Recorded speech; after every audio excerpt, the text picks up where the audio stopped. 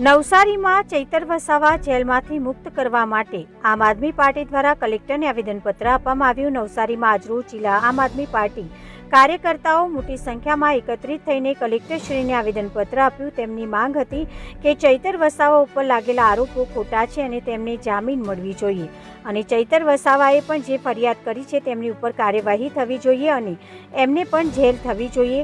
ડેડિયાપાડામાં થયેલી ઘટના બાદ ગુજરાતના અનેક જિલ્લામાંથી ચૈતર વસાવાના સમર્થનમાં લોકો આવી રહ્યા છે। મારું નામ પંકજ પટેલ, આમ આદમી પાર્ટી નવસારી જિલ્લા પ્રમુખ।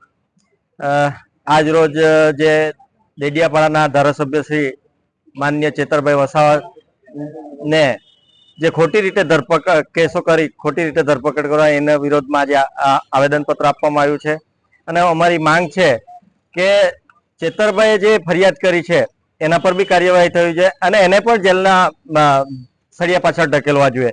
જ્યારે એક તરફી કાર્યવાહી સરકાર દ્વારા પોલીસ તંત્ર દ્વારા કરવામાં આવી રહી છે અને જે ફરિયાદી છે ચેતરભાઈ 12:30 થી 1 વાગ્યાના ગાળામાં ફરિયાદ કરવા જાય છે પોલીસ સ્ટેશનમાં અને ત્યાંથી જ એમને ઉઠાવી લેવામાં આવે છે અને સાંજે 6 વાગ્યે એમના વિરોધી દ્વારા ફરિયાદ કરવામાં આવે છે અને એફઆઈઆર તે ટાઈમે દાખલ કરવામાં આવે છે અને ધરપકડ 7 વાગે બતાવવામાં આવે છે।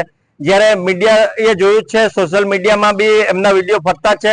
12:30 થી 1 ના ગાળામાં એમને ઉઠાવી લેવામાં આવે છે અને ફરિયાદ નથી, એમની ખાલી અરજી તરીકે ફરિયાદ લેવામાં આવે છે। એમની વિરુદ્ધમાં ફરિયાદ જે 6 વાગે આપે એમની એફઆઈઆર કરી દેવામાં આવે છે અને ચેતરભાઈને ખોટી રીતે ધરપકડ કરવામાં આવે છે। એવી જ રીતે છેલ્લા 14 કેસો એમના પર છે, એમનાથી 12 કેસોમાં તો એ ઓલરેડી નિર્દોષ સાબિત થયા છે।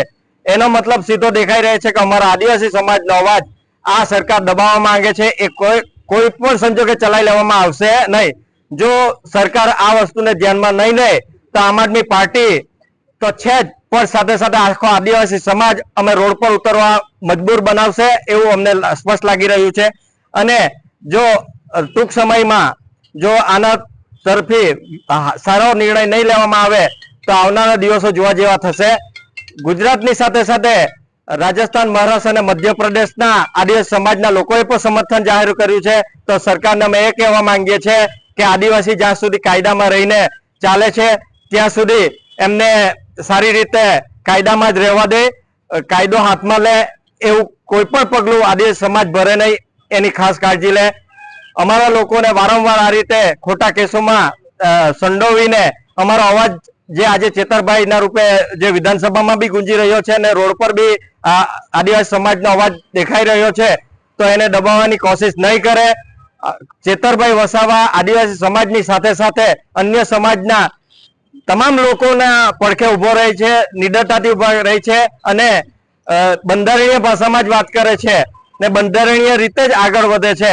તો એમને ન્યાય મળવો જોઈએ એટલું અમે આમ આદમી પાર્ટી નવસારી દ્વારા કહીએ છીએ। આજે આમ આદમી પાર્ટી અને આદિવાસી સમાજના ઘણા આગેવાનો પણ ભેગા થયા છે, તો સરકાર એ તરફી વિચારે।